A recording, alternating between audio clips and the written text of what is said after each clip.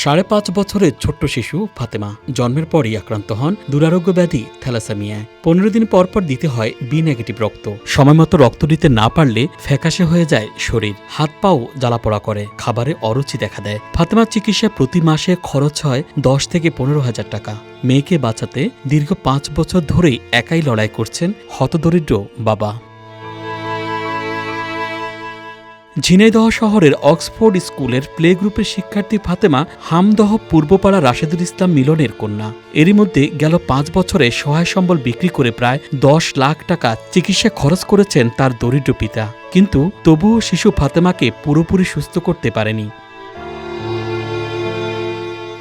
অস্থিমজ্জা প্রতিস্থাপন করা গেলে ফাতেমাকে সুস্থ করা সম্ভব বলে জানিয়েছেন চিকিৎসক। তবে অস্থিমজ্জার জোগাড় হলেও অর্থের অভাবে প্রতিস্থাপন করতে পারছেন না পরিবারটি। ফাতেমার বাবা মিলন একজন চায়ের দোকানদার, নিজে কিছুই করতে পারেননি, তবে ছেলে মেয়ের সুস্থতার জন্য সংগ্রাম করে চলেছেন। ৫ বছর ধরে মেয়ের চিকিৎসার জন্য একাই লড়ে যাচ্ছেন ফাতেমার বাবা। দেশে চিকিৎসা করানোর পর ডাক্তারের পরামর্শে ভারতে নিয়েও চিকিৎসা করে আজ বড়ই ক্লান্ত সে। তার লড়াই সংগ্রাম অর্থের অভাবে যেন ক্রমশই ছোট হয়ে আসছে।